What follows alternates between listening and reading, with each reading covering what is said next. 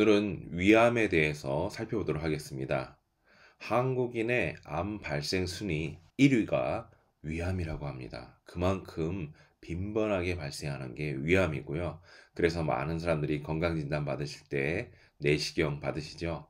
그 이유가 위암이 혹시 난 걸리지 않았을까 하고 미리 진단을 해보고 빠르게 치료를 받거나 또는 위암이 없을 때는 또 안심하기 위해서 위암과 관련된 검사를 꼭 받으시는 것 같습니다. 사실 위암은 이렇게 많은 분들이 쉽게 걸리기도 하고요. 또 위암에 걸리면 굉장히 고통스럽습니다. 원래 우리가 기본적으로 갖고 있는 욕구 중에 하나가 식욕입니다.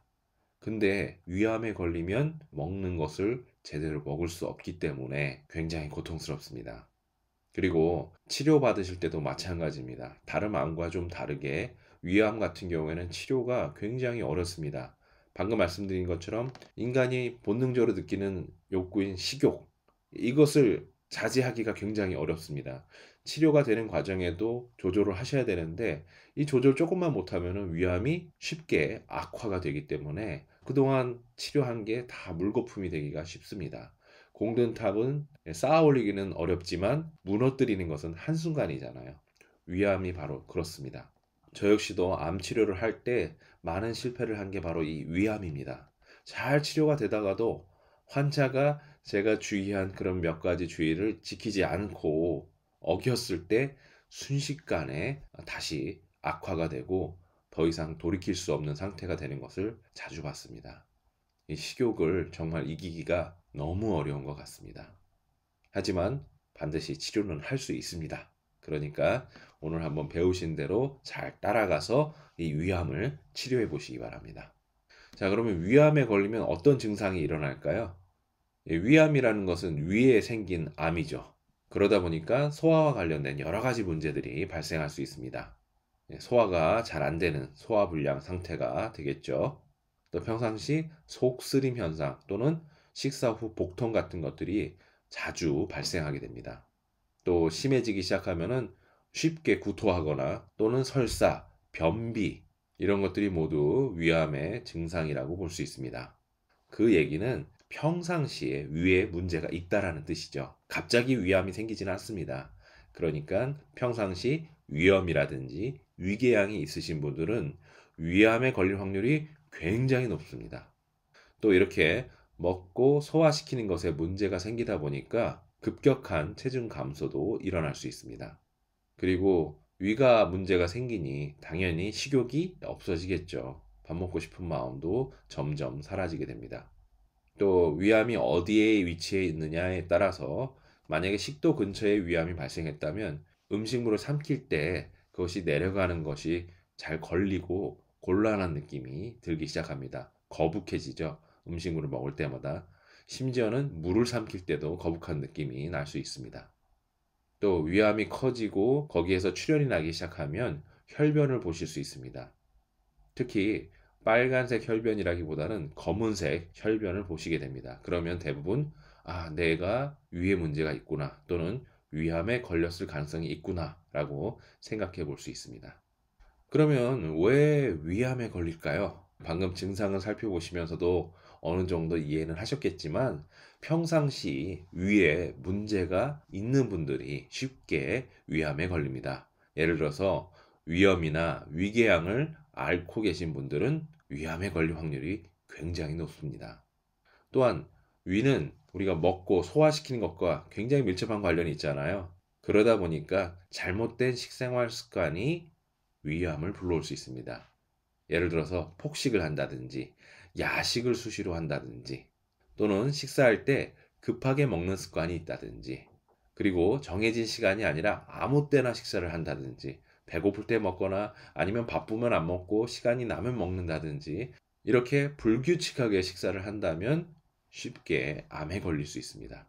그리고 위에 강한 자극을 줄 수 있는 음식 또한 위암을 불러올 수 있습니다. 예를 들어서 아주 매운 음식을 자주 먹는다든지 아주 짠 음식을 자주 먹는다든지 또는 아주 뜨거운 음식을 자주 먹는다든지 또는 아주 차가운 음식을 자주 먹는다면 위장에 직접적으로 자극을 주게 되고요. 이러한 자극이 결국에는 위암을 불러올 수 있습니다. 그리고 과음, 술이 또 위암의 한 가지 원인이 될 수 있습니다. 왜냐하면 이 알코올 성분은 위를 보호하고 있는 점막을 녹여버리는 그런 역할을 하게 됩니다. 그러면은 위의 벽을 보호할 수가 없기 때문에 위에서 나오는 위산이 스스로 자기 벽을 갉아먹게 됩니다. 녹이게 됩니다. 그리고 이러한 현상이 자꾸 반복이 되면은 위가 망가지고 위염이나 위궤양, 위암에 쉽게 걸릴 수 있습니다.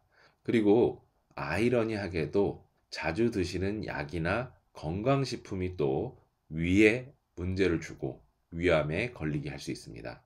모든 약은 독성이 있습니다. 그리고 건강식품 역시도 독성이 있습니다. 독성이 없으면 우리 몸에 좋은 약 효과를 줄 수가 없습니다. 모든 약은, 모든 건강식품은 독이 있다. 이렇게 보시면 됩니다. 그래서 그 독을 잘 활용을 해서 내 몸이 건강해질 수 있도록 잠깐 도와주는 역할을 하는 겁니다. 하지만 이러한 독성이 있는 물질들을 장복하시게 되면 제일 큰 부담이 위장이죠. 위장에서 제일 큰 부담을 느끼게 됩니다. 그래서 위암을 불러올 수 있습니다. 그리고 또 한 가지 원인은 식품 첨가물입니다. 각종 식품 첨가물이 위암을 일으킬 수 있습니다. 왜 그렇습니까? 사실 이 식품 첨가물은 음식의 맛을 좋게 하거나 또는 색을 좋게 하거나 또는 오랫동안 보관하기 위한 여러 가지 종류들이 있습니다. 어떻게 보면 별 문제가 아닌 것처럼 느껴지고 우리한테 더 좋은 것 아닌가? 라고 생각할 수 있습니다. 하지만 제일 문제가 되는 점은 이 모든 첨가물들은 자연 상태에서는 존재하지 않는 물질들입니다. 인간이 실험실 내에서 만들어낸 물질들입니다. 그렇다는 얘기는 우리 몸에 있는 소화기관, 자연의 소화기관에서는 이런 물질들을 흡수할 수 있는 능력이 사실 없습니다. 그래서 장기적으로 복용할 때에는 소화기관 전체를 망가뜨리기 시작합니다. 그에 더해서 우리 몸 전체의 모든 시스템들도 망가질 수 있습니다. 그래서 식품 첨가물은 먹지 않는 것이 좋습니다. 예를 들어서 어렸을 때는 라면이 그렇게 좋습니다. 그죠? 맛있죠? 간편하죠? 얼마나 좋아요. 그래서 어렸을 때는 라면 끓여달라고 조르기도 하죠. 하지만 연세 드신 분들에게 라면 끓여드릴 테니까 드세요 라고 말하면 어떨까요? 아마 대부분 화를 내실 겁니다. 왜 그럴까요? 어린이들은 너무 좋아하는데 왜 연세 드신 분들은 화를 내죠? 다 알기 때문에 그렇습니다. 몸으로 느낀 거죠. 어렸을 때는 아직 건강하고 젊기 때문에 그러한 식품 첨가물의 영향을 잘 느끼지 못합니다. 하지만 그러한 것들을 먹으면서 점점 쌓여진 몸의 상처들이 결국에는 나이가 들어서 그러한 식품 첨가물을 먹으면 큰 불편함을 느끼게 됩니다. 변비가 생긴다든지, 설사를 한다든지, 피부에서 과민 반응이 난다든지, 두통이 생긴다든지, 그 외에도 여러 가지 복합적인 문제들이 올 수 있습니다. 그러므로 식품 첨가물이 들어간 음식들은 가급적 안 드시는 것이 좋습니다. 그러면 식품 첨가물이 들어간 음식은 뭘까요? 대부분 우리 마트에서 파는 것들, 편의점에서 파는 것들 거의 다 들어갔다라고 보시면 되고요. 시장에서 파는 것들은 거의 없다라고 보시면 됩니다. 신선한 야채, 과일, 고기, 곡식들은 일반적으로 그런 식품 첨가물이 없지만 나머지 가공해서 만든 음식들은 대부분 들어있다. 이렇게 보시면 됩니다. 그러므로 음식을 선별할 때도 잘 선별하셔야 되겠죠. 또한 위암에는 여러 가지 근본 원인이 있을 수 있습니다. 위암이니까 당연히 비위가 제일 중요한 근본 원인이 되겠죠. 하지만 비위만의 문제가 아닙니다. 다른 곳에 의해서 비위에 영향을 주고 위암이 발생할 수 있습니다. 예를 들면 간장이 문제 있거나 심장이 문제가 있거나 폐가 문제가 있거나 신장이 문제가 있거나 척추가 문제가 있거나 또는 정신적인 어떤 스트레스가 있거나 이럴 때도 위암이 발생할 수 있습니다. 그리고 그 근본 원인이 무엇이냐에 따라서 예방 방법이나 치료 방법이 조금씩 달라질 수 있습니다. 그래서 그 부분들을 하나하나 좀 자세하게 다뤄보도록 하겠습니다. 왜냐하면 아까 말씀드린 것처럼 모든 암 중에서도 위암이 제일 발병률이 높거든요. 그러니까 아마 앞으로도 치료를 하실 때 위암 환자들을 쉽게 만나실 수 있고요. 또는 현재 이 강의를 듣고 계신 분이거나 또는 그분의 가족 주위에 있는 어떤 분들이 위암에 걸렸기 때문에 이 강의를 듣고 계신 분들도 계실 수 있을 것 같습니다. 그래서 그 부분에 대해서 아주 세밀하게 다뤄보도록 하겠습니다. 철저하게 다뤄서 이 위암을 정복할 수 있도록 도와드리겠습니다. 오늘은 위암이니까 제일 기본이 되는 비위에 문제가 생겼을 때, 그래서 위암이 발생했을 때 어떻게 치료할 수 있는지에 대해서 살펴보도록 하겠습니다. 자, 그러면 제일 좋은 것은 병이 나기 전에 예방하는 겁니다. 병이 안 나는 게 제일 좋잖아요. 아무도 위암에 걸리고 싶지 않을 겁니다. 그러면 어떻게 하면 위암에 걸리지 않을 수 있을까요? 먼저 야식, 폭식 절대 금지입니다. 야식하시면 안 됩니다. 제일 좋은 거는 저녁 6시 이후로는 아무것도 드시지 않는 것이 좋습니다. 물론 물과 같은 이런 액체류는 큰 문제는 안 됩니다. 하지만 야식이나 또는 저녁 늦게 저녁 식사를 하는 것은 위암을 불러오는 결과가 생길 수 있습니다. 그래서 야식 절대 하지 마시고요. 폭식도 문제입니다. 맛있는 거 있다고 너무 많이 드시면 위장이 어떻게 되겠어요? 당연히 부담이 있겠죠. 그래서 쉽게 위염, 위궤양, 위암에 걸릴 수 있습니다. 그래서 폭식, 과식 절대 금지입니다.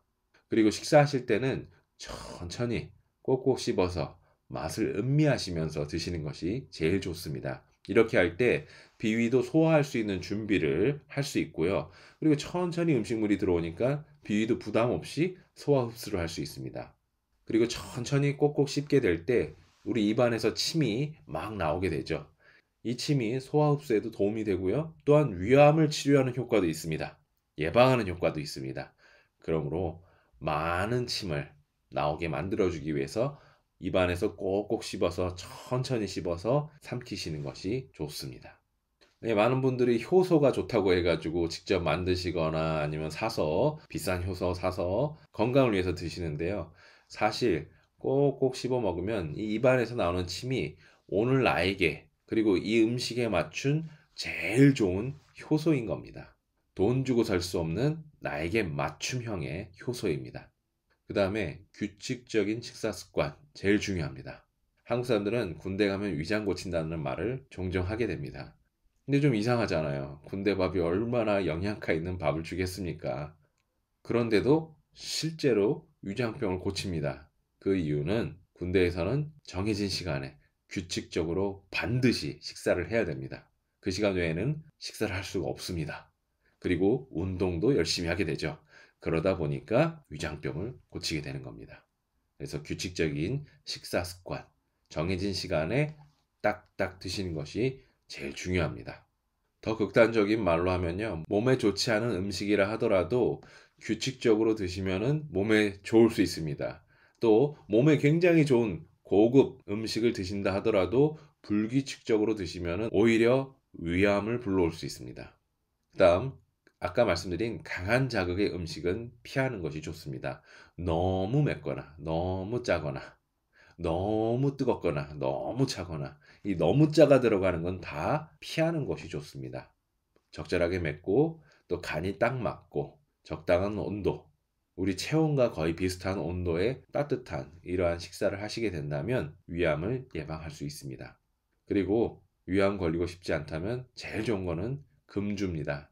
뭐 가끔 한두 잔 마시는 것은 큰 문제는 되지 않습니다. 하지만 내가 술을 절제할 수 없다고 한다면 아예 안 드시는 것이 제일 좋습니다. 또한 불필요한 약이나 건강식품은 절대로 드시지 않는 것이 좋습니다. 정말 어쩔 수 없는 현재의 나의 질병을 고치기 위해서 먹어야 되는 약이라든지 건강식품이 있다면 의사와 상담을 하시고 전문가와 상담을 하시고 잠깐 그 병을 고치기 위한 잠깐의 기간 동안만 드시는 겁니다. 그리고 그 다음에는 안 먹는 것이 제일 좋습니다. 그래야 위장이 편안합니다.